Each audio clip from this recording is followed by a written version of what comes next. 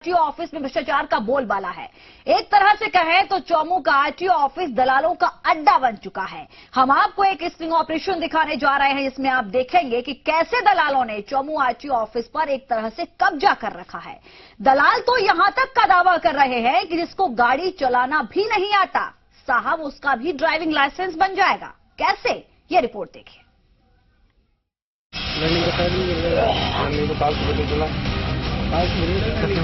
कैमरे के सामने दिखने वाले शख्स का दावा है कि अगर आपको गाड़ी चलानी भी नहीं आती है तो भी वो आपका ड्राइविंग लाइसेंस बनवा देगा।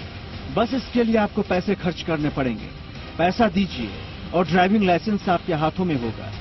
चौमू डीटीओ ऑफिस की ये तस्वीरें हैं और तस्वीरों को देखकर आप सहज अंदाजा लगा सकते हैं कि यह दलालों का किस कदर बोलबाला है। जी मीडिया के स्टिंग ऑपरेशन में पूरा खुलासा हुआ है। जी मीडिया ने बोगस ग्राहक बनाकर ड्राइविंग लाइसेंस के लिए बातचीत की तो दलाल ने कहा कि 2500 रुपए में ड्राइविंग लाइसेंस बनेगा, लेकिन यदि गाड़ी चलानी भी नहीं आती है तो 500 रुपए और ज्यादा देने पड़ेंगे और ये 500 रुपए हमें अंदर देने पड़ते हैं। यानी दफ्तर के अंदर भी सरकारी अधिकारी या कर्मचारी मौजूद हैं जिनकी जेब में ये घूस का पैसा पहुंचता है। पहले ये स्टिंग ऑपरेशन देख लीजिए कि कैसे पैसे लेकर ड्राइविंग लाइसेंस बनाने का दावा किया जा रहा है। कितना पैसा ले दे? 2700 रुपया मैंने चलाया। लर्निंग का सारा दिन लर्निंग तो काल सुबह दे देना। काल सुबह दे देना। कितने बजे तक देना? बच्चा 10:30 बजे 11 बजे ले जाइए। डॉक्यूमेंट्स वगैरह कहेंगे ओरिजिनल दे, फोटो कॉपी दे। ओरिजिनल दे।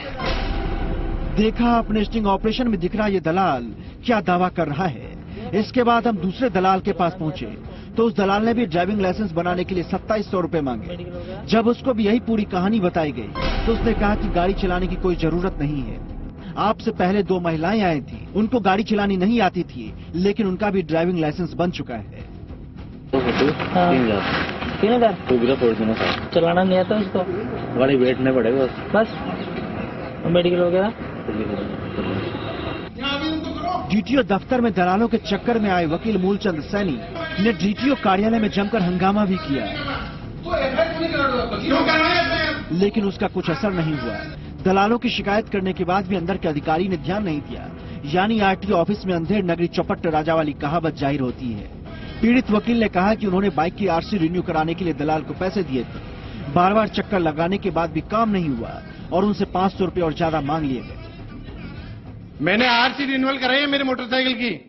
दलाल से तय जो पैसे थे वो भी दे रहा हूं, फिर भी आरसी नहीं दे रहा है। डीटीओ साहब बैठे हैं, सारे अधिकारी बैठे हैं। दलाली बगैर कुछ नहीं होता। दलाल का काम तुरंत। वो आते क्यों बार बार बिल्डिंग के अंदर? लाइसेंस है उनके पास। कहां कर रहे हैं? कह रहा हूं कि इनके सामने है सब। अभी वो बक जाएगा दलाल, मेरे को पता है, और वो आएगा नहीं 2 बजे तक, जब तक मैं रहूंगा नहीं, बिल्कुल नहीं आएगा। आरोप तो ये भी है कि शाम होती ही दलाल दफ्तर के अंदर दाखिल हो जाते हैं और फिर काली कमाई का हिसाब किताब किया जाता है। जब इस पूरे मामले में डीटीओ साहब से जी मीडिया की टीम ने सवाल किया तो उन्होंने आरटीओ दफ्तर में दलाल होने की बात से इनकार कर दिया। जबकि आप अपने टीवी स्क्रीन पर देख सकते हैं कि जी मीडिया के स्टिंग ऑपरेशन में कैसे दलाल कैद हुए हैं। नहीं, दलाल कोई नहीं है। एंट्री सारा ऑनलाइन काम है। सारा ऑनलाइन के जरिए लाइसेंस का आवेदन होता है और बाकी जो काम आता है समय पर निपटा के दी। नहीं, मेडिकल हमारे यहाँ से जारी नहीं होता। मेडिकल ऑफिसर जारी करते हैं।